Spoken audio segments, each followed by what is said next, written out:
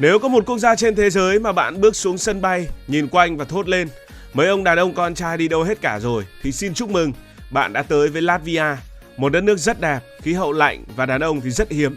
Hiếm đến mức phụ nữ ở đây phải thuê chồng theo giờ để mà treo rèm cửa, lắp tivi, sửa vòi nước và làm một số chuyện khác nữa. Nghe giống như trong phim hài nhưng đây lại là sự thật 100%. Trước hết, Latvia nằm ở đâu? Latvia là một quốc gia nhỏ nằm ở vùng Baltic thuộc châu Âu, kẹp giữa Estonia ở phía Bắc, Litva ở phía Nam và Nga cũng như Belarus ở phía Đông. Phía Tây của Latvia là biển Baltic với đường bờ biển dài hơn 500 km, tạo ra nhiều bãi biển đẹp và những thành phố ven biển nổi tiếng.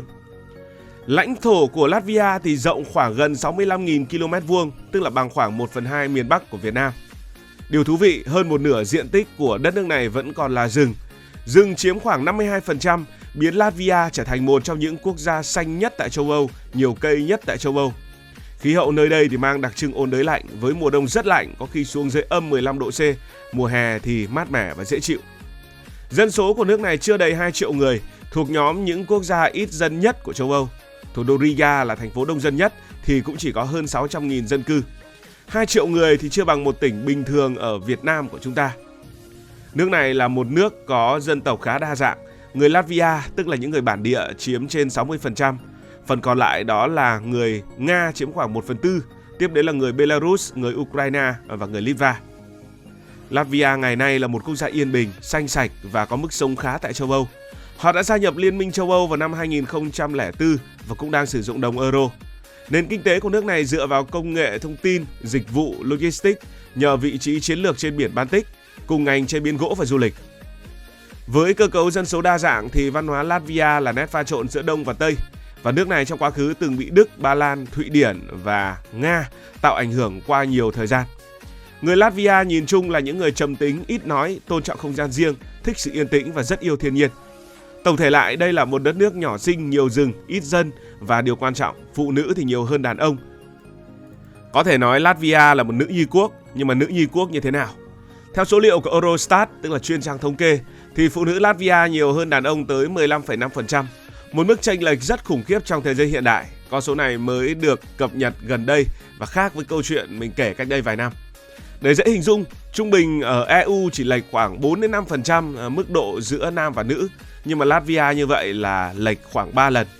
Còn ở nhóm trên 65 tuổi thì phụ nữ nhiều gấp đôi nam giới, tức là các cụ bà nhiều gấp đôi các cụ ông.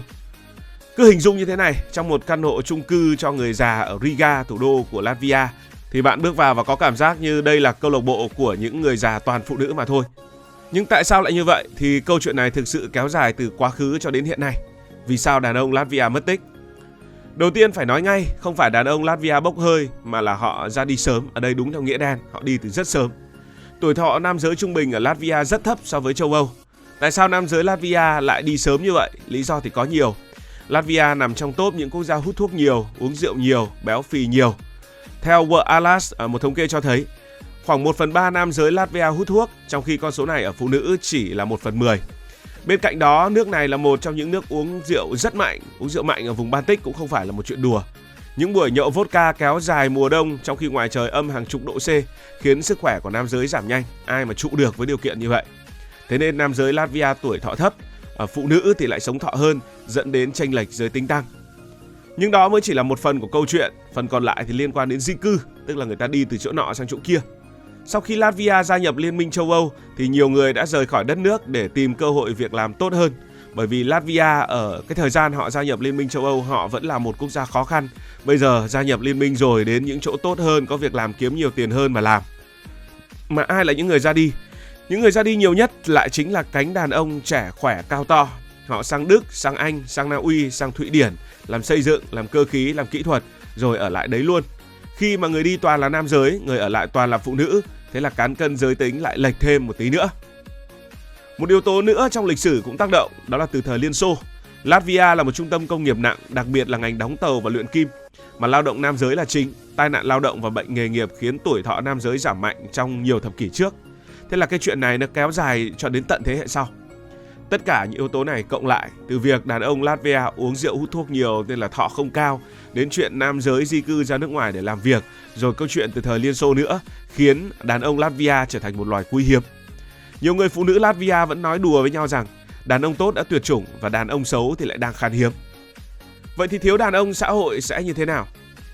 Bây giờ nếu mà bạn là một phụ nữ Latvia khoảng 25 đến 35 tuổi, tức là cái độ tuổi mong muốn lấy chồng lắm rồi, có công việc ổn định, muốn tìm một anh nào để yêu, để kết hôn mà tìm được đàn ông phù hợp thì chắc là rất khó. Không phải vì kén chọn mà bởi vì đàn ông ít quá lấy đâu ra mà tìm. Đi làm thì cũng gặp những đồng nghiệp là đồng nghiệp nữ, đi chơi cũng gặp hội chị em, đi nhậu, đi quán bar cũng gặp nữ, thậm chí đến phòng tập gym cũng chủ yếu là nữ. Chính vì sự thiếu hụt này, nhiều phụ nữ bắt đầu tìm kiếm một cái xu hướng khác để giải quyết nhu cầu đời sống hàng ngày.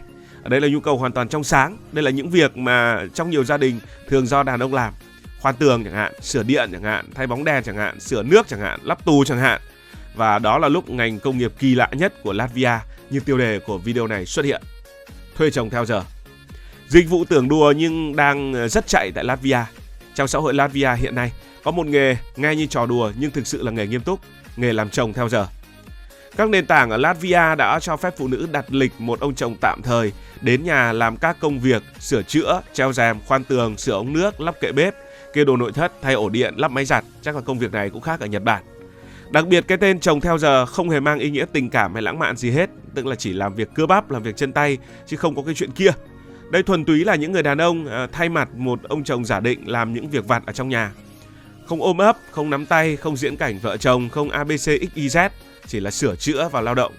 Nhưng vì nhu cầu quá lớn, những dịch vụ này đã cháy lịch liên tục. Những nhân viên ở trong ngành này nói rằng họ thường xuyên nhận được những yêu cầu rất đáng yêu. Ví dụ, anh ơi đến treo hộ em cái rèm cửa, cao quá em không với được. Hoặc anh ơi đến khoan cho em cái này em không biết khoan. Anh ơi cái tủ của em mới mua mà em không lắp được, chồng thì chưa có ở nhà nên đành nhờ anh. Nghe thôi đã thấy một sự thật chua chát nhưng rất đời. Đàn ông thiếu thì việc treo rèm cửa cũng trở thành một dịch vụ kinh tế. Không chỉ ở nhà riêng mà Latvia thiếu đàn ông đâu, mà nước này thiếu đàn ông ở mọi nơi khác. Văn phòng tỷ lệ phụ nữ có khi lên đến 70-80%. Các lễ hội, sự kiện, các ngành dịch vụ gần như đội ngũ chính cũng chỉ là nữ. Những cuộc họp ban ngành đôi khi chỉ có 1-2 người đàn ông giữa một rừng phụ nữ. Điều này tạo ra những hiện tượng rất vui nhưng cũng rất ngược đời và trớ trêu. Thứ nhất, nhiều phụ nữ Latvia độc thân rất lâu. Một số người nói đùa rằng con gái Latvia thì đẹp, tài năng, giỏi giang, nhưng vấn đề vì họ chẳng có ai nên là thiếu nguồn cung đàn ông, rất khổ. Thứ hai, nhu cầu ra nước ngoài tìm bạn đời tăng mạnh. Bởi vì ở trong nước mà không có đàn ông thì bây giờ chúng ta phải đi ra nước ngoài mà tìm thôi. Không ít phụ nữ chọn du học hoặc làm việc ở nước ngoài chỉ để mở rộng cơ hội gặp gỡ và kiếm một người bạn đời xứng đáng.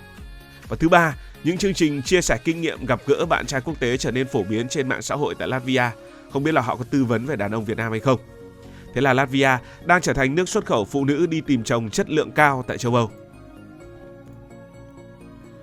Đằng sau câu chuyện thuê chồng theo giờ là một vấn đề dân số nghiêm trọng. Chúng ta cứ nói đùa thế thôi nhưng với nước này thì họ đang rất lo. Khi một đất nước thiếu đàn ông, số lượng gia đình mới sẽ giảm, tỷ lệ sinh giảm và Latvia đang thực sự đối mặt với nguy cơ giảm dân số dài hạn. Từ đầu những năm 1990 đến nay, dân số Latvia giảm hàng trăm nghìn người, di cư, sinh ít, nam giới tử vong sớm. Một xã hội mà phụ nữ nhiều hơn nam giới quá sẽ tạo ra mất cân bằng về vai trò gia đình, cấu trúc xã hội, thậm chí là lực lượng lao động.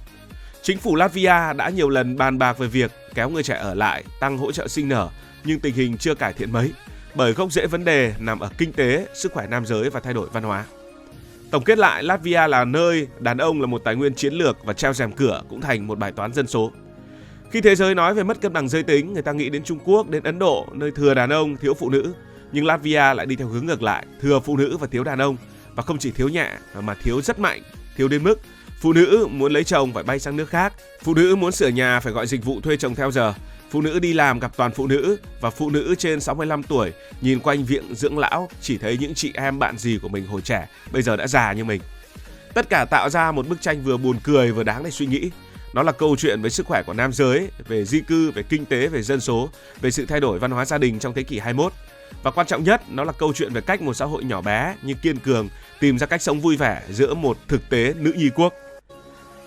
Nếu một ngày nào đó bạn có cơ hội đặt chân đến Latvia thì hãy nhớ rằng ở đây đàn ông không chỉ hiếm mà còn rất quý. Họ là tài nguyên chiến lược của quốc gia và biết đâu bạn lại có cơ hội ở đây nếu cao to đẹp trai và làm chồng rất giỏi.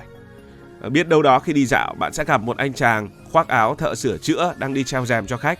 Đừng ngạc nhiên, đó không phải là chồng của ai đâu, đó chỉ là những người làm chồng theo giờ. Cảm ơn vì đã quan tâm theo dõi câu chuyện này. Nếu cảm thấy thú vị, bạn có thể nhấn nút đăng ký kênh, bật chuông thông báo và chia sẻ. Còn bây giờ thì xin được nói lời chào tạm biệt.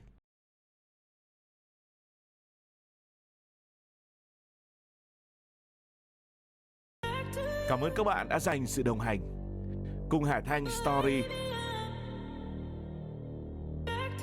Đi qua những vùng đất, khám phá những điều mới.